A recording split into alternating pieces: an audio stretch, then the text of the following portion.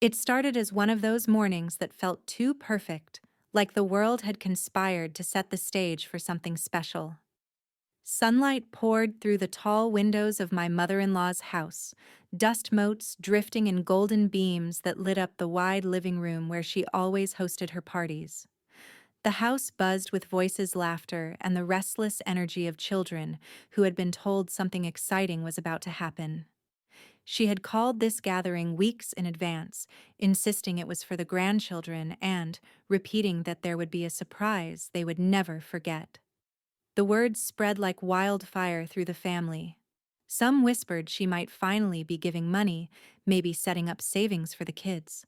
Others speculated she was dividing her jewelry, her prized heirlooms she guarded so fiercely. Nobody knew, but the anticipation grew until the very air carried it. By the time we arrived, balloons were tied to the porch rails, trays of food lined the long dining table, and my nieces and nephews darted up and down the hall squealing with excitement. Phones were out, cameras ready as if everyone wanted to be sure they captured whatever moment was about to unfold. I sat on the sofa with my daughter Emily, just 7 years old, who clutched her stuffed bunny, its once white fur now gray, and its ears frayed from years of love. Her eyes sparkled with a mix of nervousness and hope. This was the first year she was old enough to truly understand that Grandma's gifts meant more than just toys. They meant being part of the club, being included in something that everyone else seemed to take for granted. When my mother-in-law finally entered, she carried herself like a queen about to hold court. In her arms was a neat stack of small velvet boxes, identical and perfect. A collective gasp swept through the room, and I felt Emily straighten beside me, her grip on her bunny tightening as her anticipation grew. One by one, the boxes were handed out. My nephew received a gleaming gold bracelet with his initials carefully engraved. Applause and cheers filled the room. My niece's box revealed the same, another bracelet, tiny, delicate, and priceless. More boxes, more bracelets, more squeals of joy. Phones clicked. Thank you, Grandma. You're the best. The room was alive with excitement. Beside me, Emily's wide eyes followed every handoff, her small lips parted in awe. She sat up taller, waiting for her turn, her face glowing with the unspoken certainty that she was about to be just like the rest. Then it happened. My mother-in-law reached the bottom of the stack. She glanced at Emily, her hand hovering over the final box as though weighing a choice. Slowly, almost theatrically, she pulled it back against her chest. Her smile was polite, thin, sharp enough to cut. "Maybe next time, sweetheart," she said with a dismissive softness. The room stilled. Children froze mid-giggle. Parents shifted uneasily, eyes darting but mouths silent. The air turned heavy, pressing against my chest. Emily blinked, confusion spilling across her little face. Her lips trembled as she leaned toward me and whispered so faintly that only I could hear. "Mommy, did I do something bad?" I swear my heart shattered in that instant. Watching your child's hope crumble, watching innocence turn to doubt, it is a kind of pain that scorches the soul. I pulled her close, whispering back, "No, baby, you didn't." Outwardly, I stayed calm, but inside I was screaming. Around us, the party struggled to stumble forward. Parents clapped awkwardly, voices suddenly strained as they praised the bracelets. Kids showed off their treasures, their joy dulled by confusion. Phones were pocketed. No one wanted to record anymore. Across the room, my husband Mark stood near the fireplace, his jaw rigid, fists clenched so hard his knuckles were white. His gaze wasn't on me. It was fixed squarely on his mother. I thought about grabbing Emily and leaving, but as I started to rise, Mark caught my arm. His voice was a low growl beneath the chatter. "Wait," he said. "Just wait." And then he slipped quietly upstairs. 10 minutes crawled by like hours. I held Emily close, rubbing small circles on her back as her stuffed bunny absorbed her tears. I kept my face stoic, but my vision blurred more than once. Around us, the forced laughter continued, though every word echoed hollow. Nobody dared address the cruelty hanging in the air, but every parent knew. They knew. When Mark returned, his steps were deliberate, his face unreadable, but his presence alone shifted the room's energy. In his hands was a small wooden box I'd never seen before. He walked directly to his mother, standing tall and unyielding. The room fell into silence so complete you could hear the soft tick of the grandfather clock in the corner. "Mom," he said, his voice clear and sharp. "Do you remember Dad's pocket watch?" Her eyes flickered, startled, then wary. "Of course. Why?" Mark lifted the lid of the box, revealing the gleaming gold watch, the one his father had worn every day until the end of his life. It wasn't just a timepiece, it was a symbol of legacy, of continuity, of belonging. It was the most treasured heirloom in the family. "Dad gave this to me before he passed." Mark continued, his voice steady, though the weight of memory trembled beneath it. "He told me to give it to someone who deserves it, someone who understands family." Then Mark knelt in front of Emily. Her small eyes widened, shimmering with tears as she whispered, "For me." "Yes, sweetheart," Mark said, his voice breaking ever so slightly. "Because you do deserve it.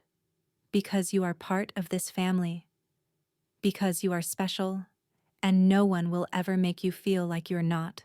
He placed the watch into her tiny hands, and she held it as though it were magic itself. Tears streamed freely down her cheeks, and I felt my own heart swell and break at once. Mark rose to his full height, the room still gripped in silence, and turned back to face his mother. His voice hardened, carrying the kind of conviction that left no space for argument. "I don't care what your reasons are. You will never make my daughter feel like she is less than. Not in my house. Not in front of me." The color drained from her face. For the first time since I had known her, she looked small, almost fragile. Her lips trembled as she began to speak. "I didn't mean—" "Yes, you did," Mark cut in, sharp as a blade. "But it ends now." A ripple of discomfort moved through the family. My sisters-in-law shifted, glancing between each other. My brother-in-law coughed into his hand. The children stood frozen, clutching their bracelets, their earlier joy clouded by guilt and confusion. Then slowly, my sister-in-law stepped forward. She crouched beside Emily, laying a gentle hand on her shoulder. Her voice cracked with emotion as she said, "That's a beautiful watch, sweetheart. You deserve it." The dam broke. Murmurs of agreement rose. One of the nephews stepped closer, peering at the watch in Emily's hand. "It's cooler than a bracelet," he said with the blunt honesty only children have. His words brought a tiny smile to Emily's face, shy but real, as though a fragile thread of belonging had been stitched back into place. Across the room, my mother-in-law stood, rooted, her shoulders sagging under the weight of unspoken truths that had lingered for years. She had always been a woman of control, shaping family moments to her design, deciding who received affection, who earned approval, who was quietly set aside. For so long the others had tolerated it, swallowing the discomfort, hoping to keep the peace. But in that single act, Mark kneeling before his daughter with his father's watch, the silence had been broken. The balance she once commanded shattered.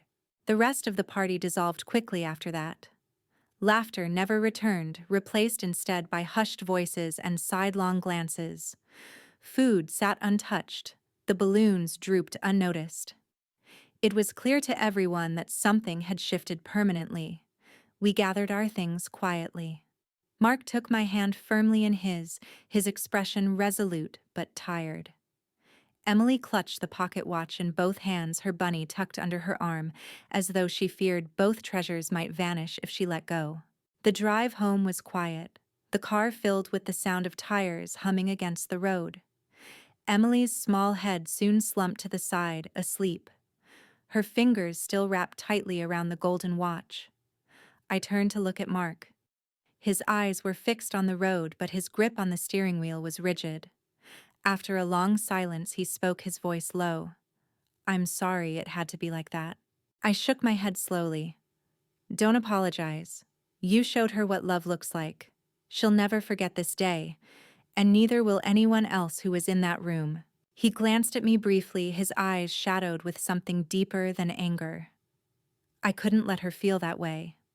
Not Emily. Not our daughter. His knuckles whitened again on the wheel. I couldn't watch her go through what I went through. I didn't answer right away. His words hit me with the weight of realization. All at once, the pieces fit together, the quiet resentments he carried, the distance he sometimes kept at family gatherings, the way he stiffened when his mother made jokes at his expense. I reached over, laying my hand on his arm. He didn't look at me, but the lines of his jaw softened slightly, and I knew he felt my understanding. That night, after carrying a sleeping Emily up to her bed, I tucked her in carefully. She stirred just enough to murmur, her small voice laced with drowsy wonder, "Daddy's watch makes me feel like a princess." I kissed her forehead gently. "You're more than a princess, baby. You're loved." Her lips curved into the faintest smile before she drifted back into dreams, the watch still nestled in her hands like a talisman. Downstairs, I found Mark sitting at the kitchen table, his head in his hands. When he finally looked up, his eyes were wet but steady. I couldn't watch her go through what I went through. He repeated softer this time, more to himself than to me. And in that moment, I understood fully. He hadn't only been protecting Emily, he had been protecting the little boy he once was. The boy who had probably sat in that same house decades earlier, feeling overlooked, unseen, unwanted. The boy who had silently wished someone would fight for him. That night, Mark had broken the cycle.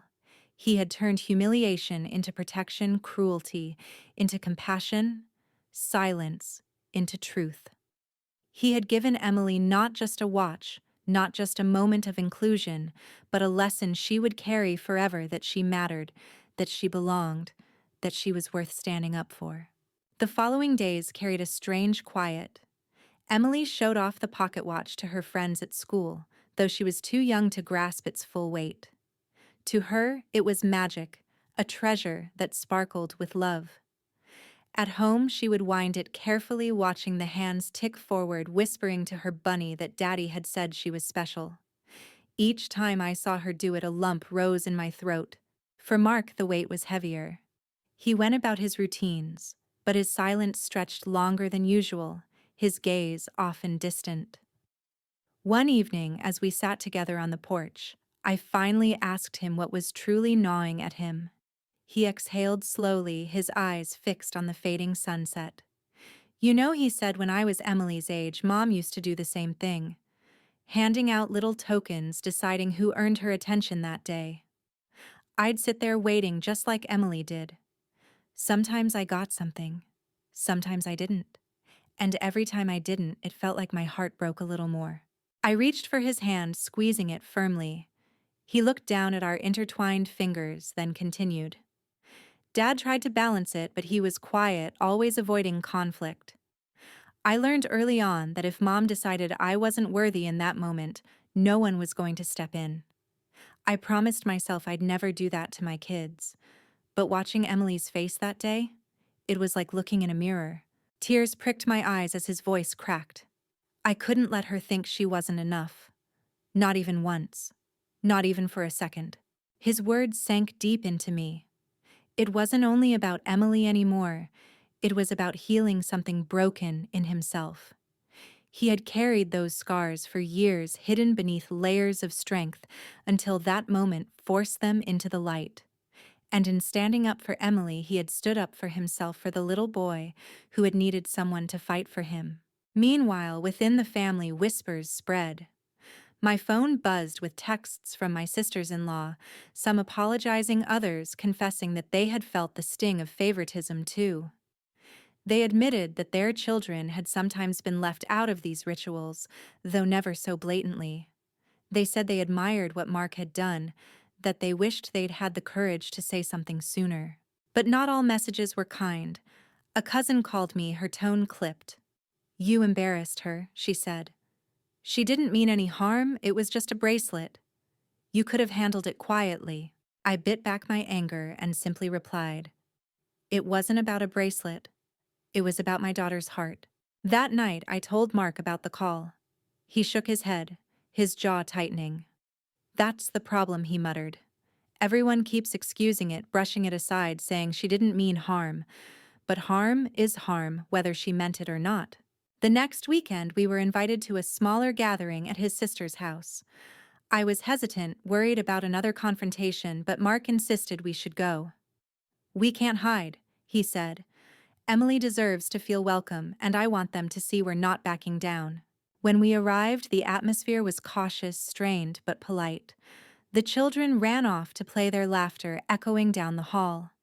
Emily still carried the pocket watch in her little purse, pulling it out proudly when her cousins asked about it. Some admired it genuinely, others glanced nervously toward their parents. At dinner, the silence around the table was thick. Finally, one of Mark's sisters cleared her throat. That watch. It really suits Emily, she said softly. Dad would have been proud. Mark looked up, meeting her eyes. Dad wanted it to go to someone who understood family. Emily does. More than most adults. His words landed heavily, but his tone wasn't angry. It was firm, resolute. The conversation shifted then, cautiously at first, but gradually more openly. Stories surfaced, times when they too had felt slighted, times when their children had cried quietly in the car on the way home. Bit by bit, the truth unraveled, the silence lifting like a fog. And though my mother-in-law wasn't there, her absence seemed louder than her presence ever was. Later that night, as we drove home, Emily asleep once more in the back seat, Mark reached across and took my hand. Maybe this is the start of something better, he said. Maybe by standing up, we gave everyone else permission to do the same. I squeezed his hand, believing him. Sometimes one act of defiance, one declaration of love is enough to change the course of a family. And in that moment, I realized Emily had inherited something far more valuable than a watch. She had inherited the courage of her father, the strength to break cycles, the proof that love can rewrite a legacy. Weeks turned into months, and though the sting of that day lingered, life began to settle into a new rhythm. Emily grew more confident, often spinning stories about how her grandpa's watch was magical. Sometimes she would press it to her ear and whisper, "It's telling me secrets, Mommy." Other times she'd announce proudly to her friends, "This watch proves I belong."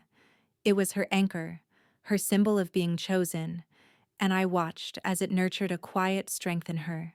For Mark, however, the weight of that moment stayed heavy. He couldn't escape the memories. It stirred shadows of a boy who had waited for recognition that never came. One evening, after Emily was asleep, he confessed, "You know, Mom called me the day after the party.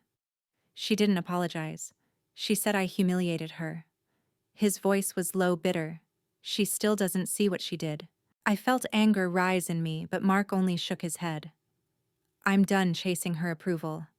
I used to think if I worked hard enough, if I was successful enough, maybe one day she'd see me. But I realized something she'll never see, what she doesn't want to. And that's not Emily's burden to carry." Those words marked a turning point. Mark stopped answering his mother's calls as often. When he did, he kept the conversations short, polite, but distant. He no longer sought her validation, no longer bent himself to fit her mold. Instead, he poured his energy into Emily. Saturday mornings became their ritual, pancakes in the kitchen, sticky fingers, laughter spilling through the house as he taught her how to flip the batter just right. Sometimes he would take her into the garage, showing her how the watch worked, explaining each moving part as though it were a secret language passed from father to child. And slowly, I saw something healing in him. In choosing Emily, he was also choosing himself. He was rewriting the story of his own childhood. But family ties are rarely severed cleanly. Holidays arrived, and with them, the question of whether to attend gatherings. Emily, innocent and eager, asked if Grandma would be giving out more gifts this year. I hesitated, but Mark answered calmly, "Maybe she will. Maybe she won't. But remember, sweetheart, gifts don't decide who belongs in this family. You already do."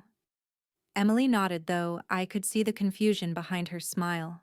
When Christmas came, we did go. The house was decorated as lavishly as ever, garlands draped across the banister, candles flickering in every corner. The tension was palpable the moment we walked in, but this time Mark's presence was unshakable.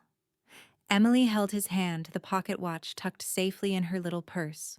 My mother-in-law approached her, smile forced but determined. She handed Emily a gift, a doll wrapped in shiny paper. Emily accepted it politely, thanked her, and then pulled out her watch, holding it proudly. "I brought Grandpa's watch," she said. The room fell silent, the unspoken weight pressing down on everyone again. My mother-in-law's eyes flickered, shame crossing her face before she quickly looked away. The rest of the evening passed without spectacle. But I could see the shift. The power she once wielded over these gatherings was gone. Her favoritism had been exposed, her control fractured. The children played freely, the parents no longer glancing nervously at her for approval. It was subtle, but undeniable. The family dynamic had changed. Later at home, as Emily fell asleep under the glow of twinkling Christmas lights, Mark whispered to me, "That watch, it's more than an heirloom now. It's a reminder. Every time she holds it, she'll remember that her worth isn't decided by anyone else. And maybe it'll remind me too." I brushed my hand against his cheek. "It already has.